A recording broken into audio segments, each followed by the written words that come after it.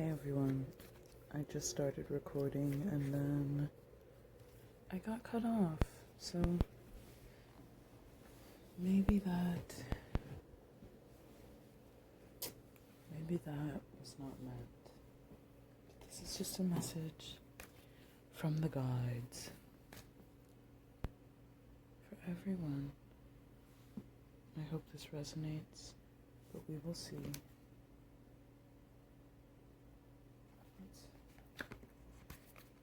Let's get a clearer look at this.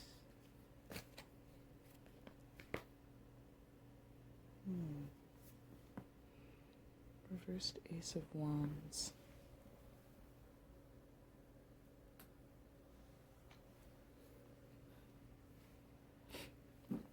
I'm kind of seeing a tug of war scenario here. You're gonna have to give to get what you want. It's unintuitive, but it's probably you're helping of somebody else right now to get what they want or need that is going to bring you what you need. 6 of Cups. This person could be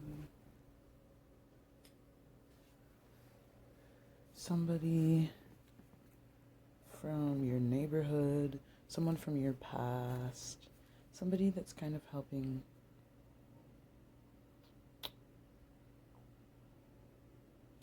they're helping you do something that you need, and they probably come from somewhere in your life. They're either popping back up from a similar theme, maybe they're related to the same field, or it's literally someone that you knew from before that you're going to have to help them do something in order to get what you want. Almost like a little scavenger hunt. It's unintuitive, but helping others is synonymous with getting what we want for many reasons. 3 of Cups reversed.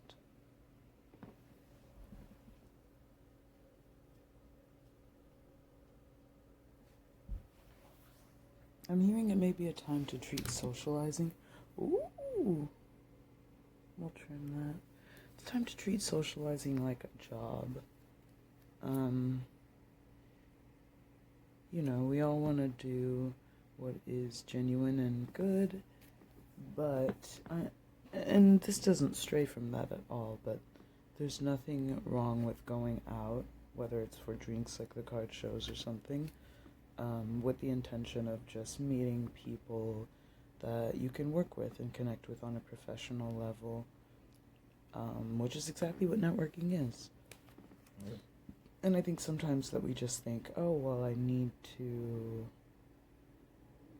just have particular connections that I make with people that I would deeply, deeply want to hang out with on a personal level or that sort of thing. But I think that there's really, socializing can feel a bit laborious too for people that are a little bit more introverted. So there's nothing wrong with treating it like a job insofar as clocking in and clocking out, and seek connections with people that can help you and also that you can help, because, sometimes we're floored by how easily and how much people can and will help us if we just ask.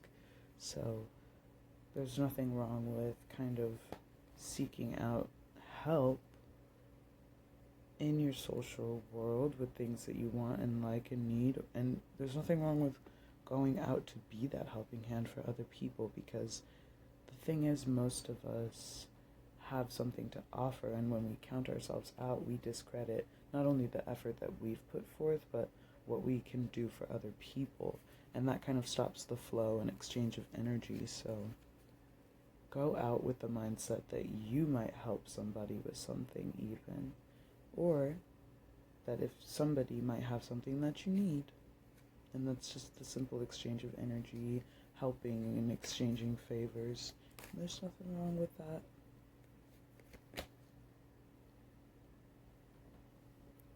Reversed Strength. This person might be a Leo.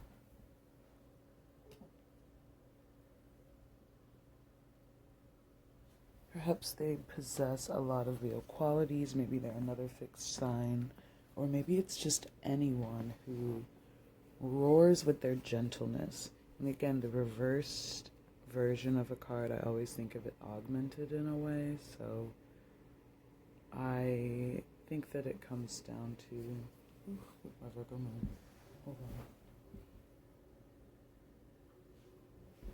I think it comes down to somebody that roars with gentleness.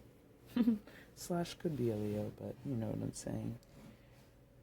Strength and courage and all that usually isn't speaking the loudest. It's not being the mightiest. It's that idea that the lion was scared of the mouse and only the mouse could remove the thorn from the lion's paw. I remember that story from when I was little. But there's a special message there about, you know, we each have different strengths, and strength and might are different. And that's a message that had come up before too, but I know I'm guilty of that. I know a lot of people are probably guilty about, you know, puffing their chest out at life, trying to out-tough it, but life will win, I promise. And it is our submission to life and like more difficult things that allows us to be like water. Life takes a lot of softness, and we find that like it's bend or break, and the more a person is unwilling to bend, not on very important matters necessarily, but just in our little everyday adaptations, the less we're willing to bend, that causes us to break. And that brings us back to that reversed Ace of Wands too.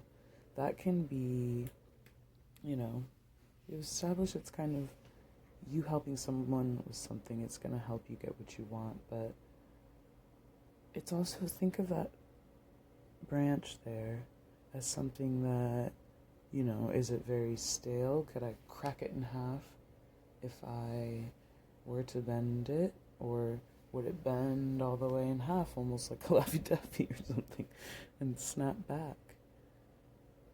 It's bend or break, and it's like you decide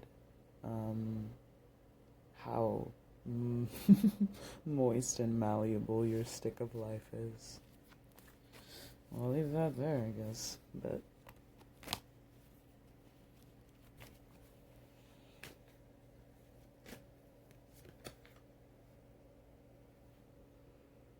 Nine of Pentacles reversed.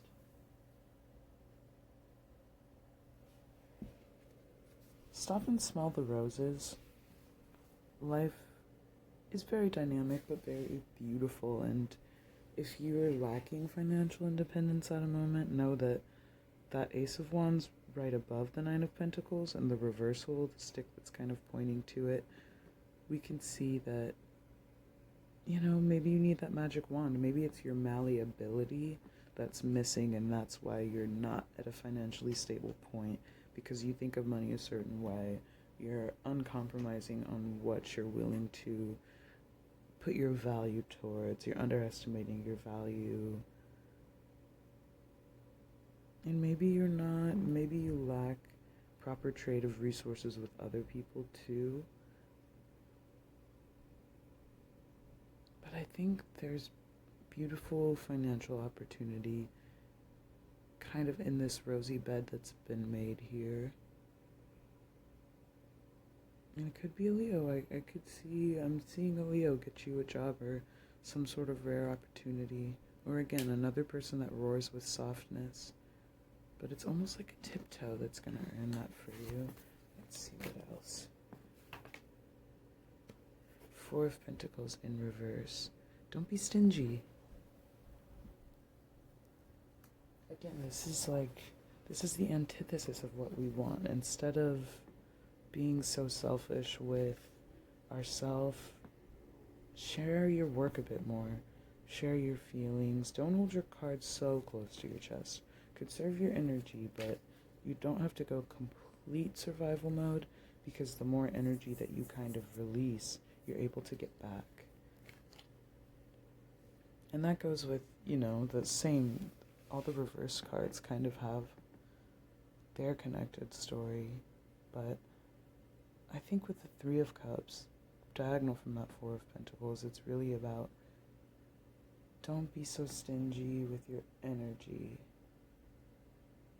You know, just like say, be where you're at, be clear about that, and just like give more of your true value. Show people theirs.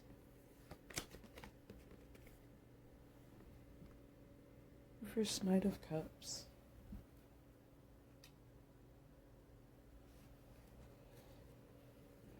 If it's taken a little bit to get your news, to get that offer, don't worry.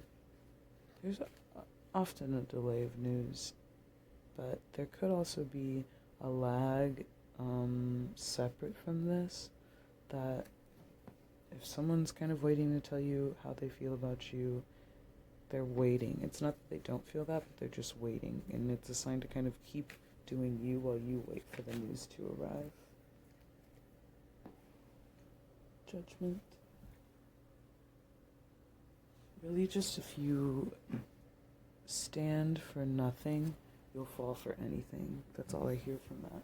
And the more kind of judgment you can discern about things, the better, because, you know, what you don't stand for, or what you don't put any energy or value into with that reverse Four of Pentacles, literally can't sustain itself. It'll shrink down. What have we got? Etheric chords. This is beautiful. 27.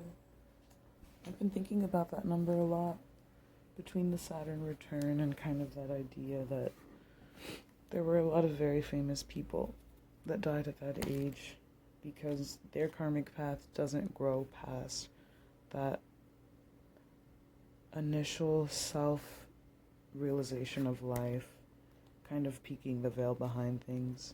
And I know I'm rambling a bit, but 27 I've been thinking of a lot. And just that idea that, you know, some souls can't handle the things that we have to adapt to once we peek behind the veil. And so they exit at that point, I guess is my idea. But I will read from this book. It's the Temple of Lovers, and the fire element for that card is Really Danter fought elbow to elbow with her people during the Haitian Revolution to protect mothers and children. She represents the healing of the Dark Mother. If it isn't wholehearted love, release it. Remember you're worth it. The energy cords binding you and someone no longer wish to be attached to are strong. You must be willing to let go. Close your eyes, see divine swords of goddesses' loving light separating you and dissolving the cords between you. You're both whole and healed. Just as you shower to cleanse physical grime, there's also grime in the form of energy cords. Also called karmic ribbons, emotional cords, or etheric cords, spiritual maintenance is required. Don't forget to do your spiritual maintenance, and don't be afraid to cut the cord from that which no longer serves you, you guys. See you next time.